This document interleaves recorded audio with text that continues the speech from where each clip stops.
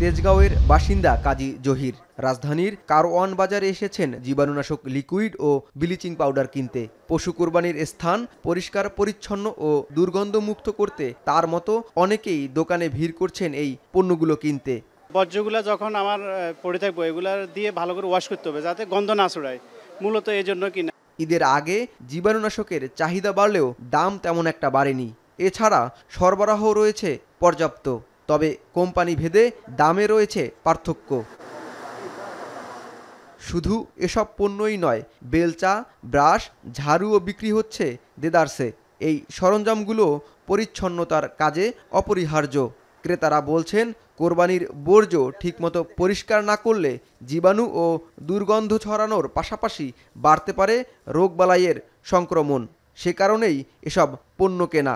সলার ঝাড়ু নেব, বেলচা নেব, ব্রাশ নেব, তারপরে বিভিন্ন জায়গায় আছে পরিষ্কার করার জন্য অনেক কিছু আমরা নেওয়ার জন্য আসছি আর কি। সামনে কোরবানি আসতেছে, কোরবানির রক্ত বর্জ্য এগুলো পরিষ্কার পরিচ্ছন্ন করার জন্য, এবং সামনে ডেঙ্গু আসতেছে, ডেঙ্গু এগুলো পরিষ্কার পরিচ্ছন্ন করলে ডেঙ্গুও থাকবে না সামনে।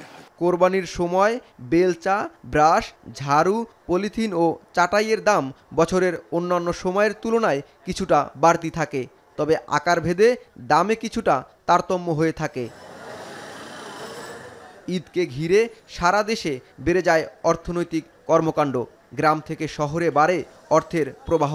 কোরবানির পশু ছাড়াও আনুষঙ্গিক খাতে স্বল্পমেয়াদী এই বিনিয়োগ অর্থনীতির মন্দা ভাবকে চাঙ্গা করবে বলে মনে করছেন এই বিশ্লেষক। অর্থনীতিতে যেহেতু এটা চাপ রয়েছে, তো চাপ থেকে উঠে দাঁড়ানোর জন্য এই কোরবানির ঈদ বা যে কোনো ধরনের যে বাংলাদেশের উৎসবগুলো হয়, সেই উৎসব কেন্দ্রিক যে অর্থনৈতিক কর্মকাণ্ড সেগুলো একটা বড় ভূমিকা পালন করে। যতটুকু আসলে কোরবানির পশুতে আসলে বিনিয়োগ হয়, এর 8 থেকে 10% হচ্ছে এই অ্যাপ্লায়েন্সগুলোতে ব্যবহার করা হয়। মানে এখানে যদি আমরা এখন ডিটারজেন্ট থেকে শুরু করে এখানে যে চট বা হোগলা যেগুলো ব্যবহার হয়, সেটা যদি আমরা দেখি এখানে দা বটির ব্যবহারও রয়েছে। তো এখানে কিন্তু এই যে শর্ট টার্ম যে হচ্ছে লেবার, তার এঙ্গেজমেন্ট রয়েছে, এবং একই সঙ্গে যে বিভিন্ন রকমের যে উপকরণ ব্যবহার করা হচ্ছে, তো সেগুলো সব মিলে এরকম একটা পরিমাণে হয়।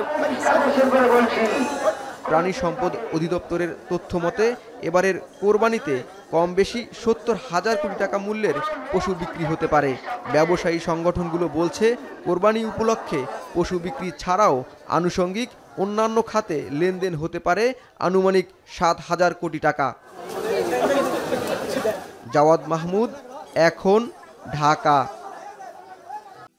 Lily Lemon Face Wash.